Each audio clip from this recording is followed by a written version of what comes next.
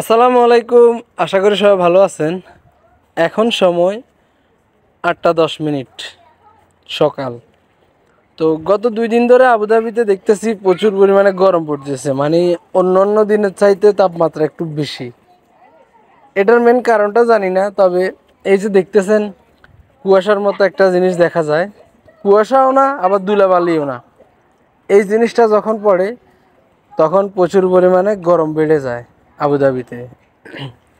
তো যারা এই মুহূর্তে আবুধাবিতে বাইরে কাজ করেন তারা একটু সাবধানতা অবলম্বন করবেন, কেননা অতিরিক্ত গরমের কারণে মানুষ অসুস্থ হয়ে যাইতেছে প্রচুর পরিমাণে।